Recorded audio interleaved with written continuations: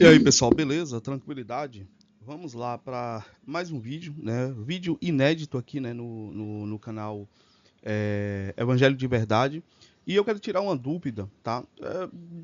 De um inscrito. O Anderson me mandou aqui no privado a dúvida de um inscrito aqui no canal Evangelho Sem Medo, certo? E de antemão agradecer muito ao Anderson, tá? Por ter criado o canal, ter tomado a iniciativa, ter repostado os vídeos antigos que eu fiz sobre o tema. Ele vai acabar postando outros, né? Tem outros aí. E os novos vídeos que não prometo sempre, mas que eu vou estar aqui fazendo e tirando a dúvida de algumas pessoas, tá? Então vamos lá, uma dúvida pertinente, só que eu quero pontuar algumas questões. Para a vida prática do cristão, os acontecimentos dentro do contexto histórico, né, do povo hebreu não nos diz respeito, não compete a nós e apenas serve como sombra para mostrar como era e como não deve ser mais, né? Como esse sistema de coisas acabava não dando certo, porque o derramamento de sangue de pessoas que não são justas ou de pessoas que não pode remir outras de nada adianta. É por isso que o sacrifício de Cristo ele é único e ele é perfeito, tá? Entendendo isso, isso aqui é um contexto histórico. Ah, mas Deus falou com Moisés? Sim, sim, tá? É óbvio que Moisés ele vai agir mediante a ação de Deus, mas tudo isso nos serve como exemplo, tá? De como as coisas devem ou não devem ser resolvidas, e aí você entra, obviamente, em um contexto histórico do povo hebreu, de guerras, né, de conquistas, e por aí vai, beleza? Então, entendendo isso, qualquer contradição que haja na vida de Moisés, ele não é o exemplo a se seguir, correto? O que é que Jesus fala? Sede meus imitadores como filhinhos amados, certo? Então a única pessoa, o único alvo que nós devemos seguir, imitar, observar é Cristo, tá? Ponto. Moisés pode ter sido o que foi, Davi pode ter sido o que foi, Salomão pode ter sido o que foi, né? É engraçado que as pessoas não tendem a pegar os exemplos do Novo Testamento, apóstolo Pedro, Paulo, João, Tiago, Judas, ninguém quer pegar, né? Querem sempre balizar as coisas pelos piores exemplos. Não que eu diga que Moisés é um pior exemplo de nada. Moisés foi um homem justo, piedoso, mas temos que entender o contexto da época de Moisés, né? Onde você tinha reinos, né? Então as guerras, as coisas eram decididas muitas vezes através de guerra. Então a gente não pode ignorar o contexto, mas até dentro de um contexto de guerra, você tem aquilo que pode ser julgado como imoral, não moral, se foi correto, se não foi correto. Então vamos analisar aqui Números capítulo 31, mediante, né, a pergunta do Robert Matias, né, o Anderson separou aqui e mandou para mim, que ele diz o seguinte: Girão, vi algumas pessoas falando que Moisés ele era um homem terrível, que abusava de mulheres por conta do que está escrito em Números 31. Poderia explicar melhor essa passagem? Beleza, é só ler a passagem, tá? Mas eu sei que algumas pessoas acabam tendo essa dificuldade, porque acreditam mais no que ouviu falar. As pessoas disseram, tá, mas mostre lá Moisés abusando alguém. Não vai ter, correto? Então, assim, é um pouco complicado, mas vamos entender o contexto. Primeiro, tá? Para você ler um livro, você tem que saber qual é o propósito dele, tá? E qual é o propósito de Números? Isso, Números, ele se trata da genealogia do povo que saiu do Egito, pessoal. Basicamente isso. Então, o Números aqui, ele vai falar dos filhos, dos filhos, dos filhos e alguns acontecimentos que remetem aí aos líderes das famílias, aos anciões e por aí vai. Tá certo? Então, essa é a ideia de Números, tá? Então, Números não é um livro teológico, não é um livro doutrinário, é um livro histórico sobre a genealogia dos povos ali que saiu do Egito, tá? Então você vai ver aqui os primeiros capítulos, vai tratar basicamente de fulano que é filho de ciclano, a divisão das tribos, né? Tribo tal, de tal, né? Essas ordenanças, né? Ó. E aí, falando da tribo de Levi, as ordenanças e tudo mais. E nesse contexto, houve conquistas de terras que a gente pega aqui. Vamos. Tá, a gente vai ler o capítulo 31, mas vamos pular aqui pro 30, tá? Ó. E aqui você tem os ensinamentos, você tem uma série de coisas, né? Tá, tem as ordenanças aqui, ó, no tocante ao voto à viúva ou à repudiada, tudo que ligar a sua alma sobre ela será válido. Porém, se fez voto na casa do seu marido ou ligou a sua alma com a ligação de juramento, e o seu marido a ouviu e se calou para com ela e não lhe tolheu, todos os seus votos serão válidos e todas as obrigações com que ligou a sua alma será válida. Está falando de votos aqui ao Senhor, porém o seu marido lhes anulou no dia em que ouviu tudo quanto saiu dos seus lábios, quer dos seus votos, quer da obrigação da sua alma, não será válido. Seu marido lhes anulou e o Senhor lhe perdoará. E aqui fala da autoridade do marido sobre a mulher, todo voto e todo juramento de obrigação para humilhar a alma, seu marido o confirmará ou anulará. Porém, o seu marido, de dia em dia, se calar inteiramente para com ela, então confirma todos os seus votos e todas as suas obrigações que estiveram sobre ela, confirmando-los tem, porquanto se calou para com ela no dia em que ouviu. Porém, se todo los anular depois que o ouviu, então ele levará a iniquidade dela. Estes são os estatutos do Senhor, ordenou a Moisés, entre marido e sua mulher, entre o pai e a sua filha, na sua mocidade, em casa de seu pai. Beleza? Então você vê aqui como a autoridade do homem, ela tinha validade até para anular algo que a mulher fazia ou não, tá? Esse voto de juramento poderia ser qualquer coisa, tipo, meu filho, um exemplo, a profetisa Ana, ela prometeu ao Senhor que se ela tivesse um filho, né, a mãe de Samuel, tá certo? Não é Ana, mulher de Abraão, Ana, mãe de Samuel, profeta Samuel, esposa de... Eu esqueci agora o nome. Eucana, eu acho que é a esposa... Não, mas enfim. Ela prometeu que se ela tivesse um filho homem, né, um filho varão, que ela entregaria ao serviço do Senhor. Né? E depois, assim, de 8 anos de idade, Samuel é entregado ao templo para servir ao Senhor e ele vira um dos maiores profetas, tá? Então, um exemplo, esse era um voto que a mulher fazendo e o marido ouvindo e dizendo não, ela não poderia cumprir o voto porque o marido não aceitou. Mas se o marido ouvisse, é o contexto, tá? E ele ficasse calado, então significa que o voto dela não foi anulado porque o marido não se interviu ali, certo? É mais ou menos isso aqui que está sendo passado. E aí a gente já pula para o capítulo 31, que é o seguinte, ó, e falou o Senhor a Moisés dizendo, vinga os filhos de Israel dos midianitas, depois recolhidos serás ao teu povo. Então, quem são os midianitas? São povos ali, né, que descendem de Ismael, né, alguns dos inimigos aí de Israel, que destruíram Israel, né, fizeram Israel de escravos, cativos. Então você tem aqui um pedido de vingança, tá? Uma ofensa contra, e também um povo idólatra, né? Falou Moisés, pois, ao povo, dizendo, armem-se alguns de vós para a guerra e saiam contra os midianitas para fazer vingança do Senhor contra eles. 1000 de cada tribo, dentre todas as tribos de Israel, enviarei à guerra. Assim foram dados dos milhares de Israel, 1000 de cada tribo, 12.000 armados para a peleja. E Moisés os mandou à guerra, 1000 de cada tribo, e com eles Finéias, filho de Eliezer, o sacerdote, com os vasos do santuário e com as trombetas do alarido em sua mão. E pelejaram contra os midianitas, como o Senhor ordenara a Moisés, e mataram a todos os homens. Aí vem um detalhe aqui, tá?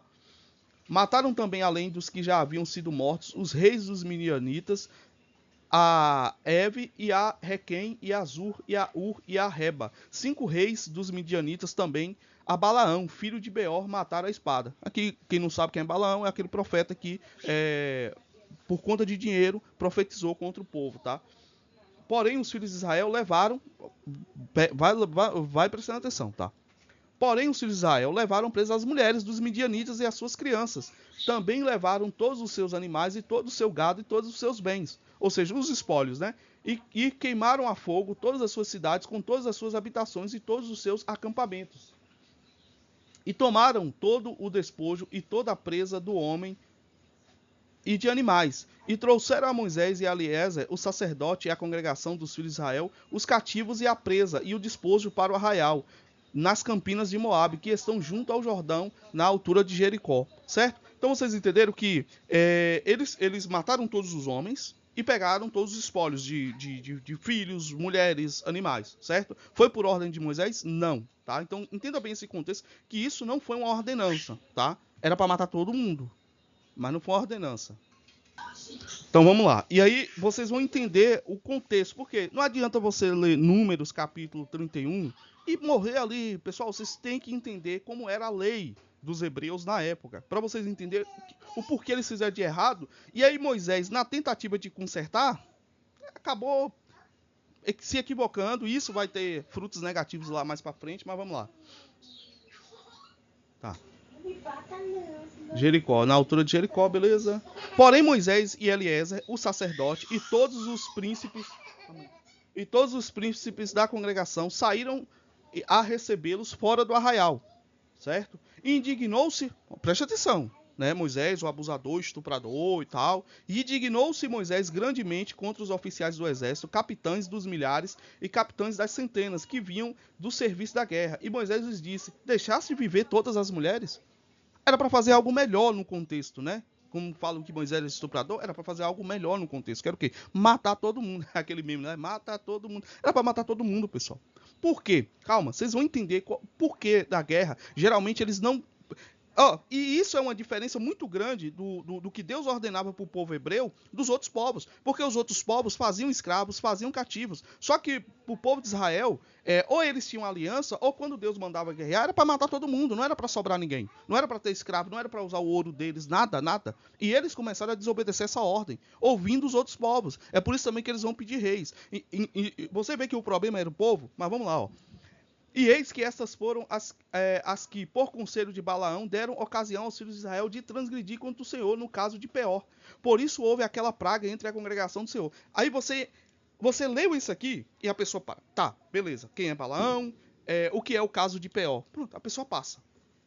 Quem é Balaão? É o profeta. O profeta que recebeu dinheiro para mentir ao povo.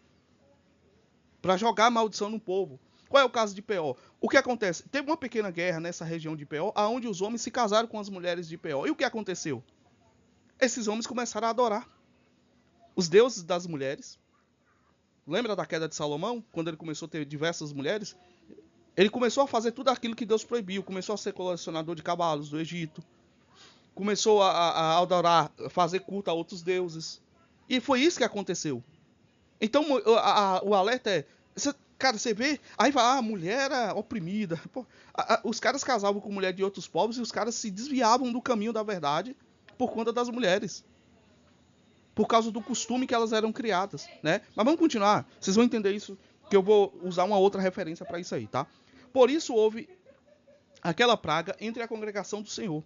Agora, pois, matai todo homem entre as crianças e matai toda a mulher que conheceu algum homem deitando-se com ele. Ou seja, aqui entra a questão do não se deitará com a mulher do teu próximo, não se deitará com a mulher... Adultério, tá? Por que eles estão pedindo isso? Ó? Agora, matai todos os homens entre as crianças, por quê? O homem é que planta a semente na mulher. Esse homem que vai crescer, ele vai passar a semente do povo, dos midianitas adiante, certo? Matai toda mulher que conheceu algum homem. Isso foi uma solução válida para o problema? Não. Moisés errou aqui. Mas ele quis resolver de uma forma menos pior, né? Mas não era. E matai toda mulher que o quê? Já conheceu o homem, já tem filho. Por quê? Não era virgem, pessoal. É simples. Porém, todas as meninas que não conheceram algum homem, deitando-se com ele, deixai-as viver para vós. E alojai-vos 7 dias fora do arraial, qualquer que tiver matado alguma pessoa e qualquer que tiver tocado algum morto. Ao 3º dia e ao 7º dia vos purificareis a vós e vossos cativos. Também purificarei toda a roupa, e toda a obra de pele, e toda a obra de pelos de cabras, e todo o utensílio de madeira. Vê aqui, Moisés pegou alguma mulher para ele aqui, nesse montante. Ele permitiu que os homens ficassem com as mulheres que eles levaram como espólio de guerra. Só que ele falou, ó, as mulheres que eram casadas, corta. Os meninos, homens, que é uma merda, né? Mas corta. Vocês entenderam o contexto, né? Esse cara vai ter filho. Corta, certo? Só deixa as mulheres virgens, as jovens, as meninas, né? Meninas aí, pessoal, pelo amor de Deus, né? 13 anos naquela época, quer dizer, menstruou naquela época, já era mulher, tá? Já casava, já tudo certo. Contexto, tá? Cadê? Moisés ficou com alguma mulher? Ah, mas porque ele não mandou... Cara, presta atenção, os caras já tinham trazido essas pessoas. Era um espólio de guerra. Qual seria a recompensa desses homens? Eram homens de guerra, pessoal. Homens que poderiam se revoltar contra Moisés. Eles já fizeram isso algumas vezes. Tá entendendo? Então o contexto aqui que Moisés utilizou foi, ó, eu vou tentar tomar a decisão menos pior na situação. E disse Elias ao sacerdote e aos homens de guerra que foram à peleja. Este é o estatuto da lei que o Senhor ordenou a Moisés. Contudo, o ouro e a prata e o cobre, o ferro e o estanho e o chumbo, toda coisa que pode resistir ao fogo, fareis passar pelo fogo para que fique limpa. Todavia se purificará com a água e a purificação. Mas tudo que não pode resistir ao fogo, fareis passar pela água. Também lavareis as vossas roupas ao 7º dia, para que fiqueis limpo, e depois entrareis no arraial. Falou mais o Senhor a Moisés, dizendo... Faze a soma da presa que foi tomada de homens e de animais, tu e Eliezer e o sacerdote e os cabeças das casas dos pais da congregação, e divide a presa em duas metades, entre os que se armaram para a peleja e saíram à guerra e toda a congregação. Então para o Senhor tomarás o tributo dos homens de guerra, que saíram a esta peleja, de cada 500 uma alma dos homens e 2 bois e 2 jumentos e das ovelhas. Isso aqui era para a tribo de Levi, tá? Na sua metade o tomareis e o dareis ao sacerdote Eliezer, para a oferta alçada ao Senhor. Bom, mas esses homens eram para quê? Geralmente esses homens que eram tomados aqui para a tribo de Levi, eles eram para servir de segurança, servir no templo. Da sua metade o tomareis e dareis ao sacerdote Eliezer para a oferta alçada ao Senhor. Mas da metade dos filhos de Israel tomarás um de cada 50, um dos homens, dos bois, dos jumentos e das ovelhas e de todos os animais, e as darás aos levitas, que têm cuidado na guarda do tabernáculo do Senhor. E fizeram Moisés e Eliezer, o sacerdote, como o Senhor ordenara a Moisés. Foi a presa restante do despojo que tomaram os homens de guerra, 667 5.000 ovelhas, e 72 mil bois, cara, muita coisa, né? E 61 mil jumentos, e das mulheres que não conheceram homem algum, deitando-se com eles, todas as asas foram de 32. Caramba, velho, era uma nação muito grande, os midianitas, né? 32 mil mulheres. E a metade que era a porção dos que saíram à guerra foi em número de 337.500 ovelhas. E das ovelhas e o tributo, tá, aqui vai falar os números e tal.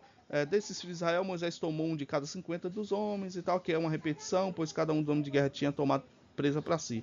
Receberam, pois, Moisés e Eliezer, o sacerdote, o ouro do chefe de 1.000 e dos chefes de 100, e levaram a tenda da congregação por memorial para os filhos de Israel perante o Senhor. Beleza? Então vocês entenderam o contexto? Agora, onde é que está aqui o Moisés estuprador, abusador? Eu não entendi. Eu não entendi. Essas moças virgens tinham dois destinos: morrer à espada ou se tornarem mulheres deles. E galera, diferente dos outros povos, o sistema de escravidão entre o povo hebreu não existia. Tudo bem que essas mulheres estavam ali como espólio de guerra, mas elas se tornavam esposas legítimas, tá? Esposas legítimas. E, se você for olhar, não é permitido maus tratos. Tem aqui, não é permitido. Agora, o porquê não era permitido se casar com mulher de terras estrangeiras, mulheres de outras culturas? Vamos para Deuteronômio capítulo 7. Ao que é dito? Deuteronômio é anterior a Números, tá? Quando o Senhor Deus te houver introduzido na terra, ao qual vós vais para possuir, certo? A primeira ordenança é antes, no caso. Deuteronômio é antes de Números. Olha a ordenança. Aos quais vai possuir e tiver lançado fora muitas nações diante de ti, os heteus, os gigazeus, os amorreus, e os cananeus, e os perizeus, e aveus, e jebuseus, 7 nações mais numerosas e mais poderosas que tu. E o Senhor teu Deus a tiver dado diante de ti para as ferir, totalmente as destruirás, não farás com elas aliança e nem terás piedade delas, nem te aparentarás com elas, não darás tuas filhas aos seus filhos e não tomarás suas filhas para os teus filhos, certo? Essa foi a ordenança primária. O que é que os caras fazem na primeira oportunidade? Os caras começaram a ver mulher, ih rapaz, eu quero pra mim.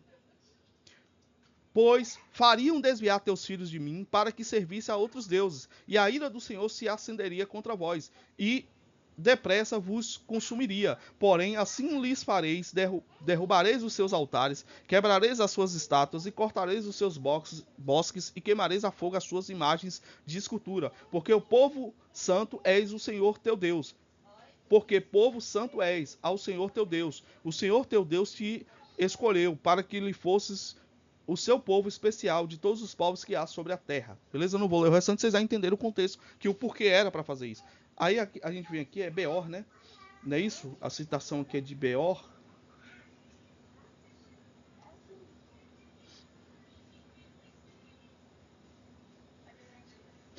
Você vê aqui ligação, né, com o sacrifício de Cristo ao terceiro dia, né? Será purificado. Cristo ressuscita ao terceiro dia. Tudo é uma ligação, né? Beor. Você entendeu qual é o contexto que não poderia pegar? Agora, cadê o estupro de Moisés? Eu sinceramente não vi, né?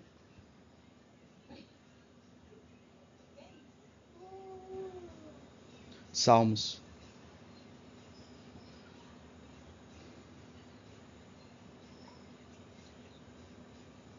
Aqui, ó.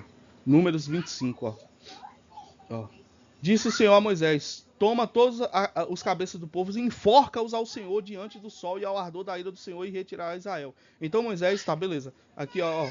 Eles convidaram o povo ao sacrifício dos seus deuses e o povo comeu e se inclinou aos seus deuses, certo? É isso aqui que está sendo dito que aconteceu em Baal Peor, que era um local elegido a Baal, certo? Ó, Israel se deteve em Sitim e o povo começou a prostituir-se com as filhas dos moabitas.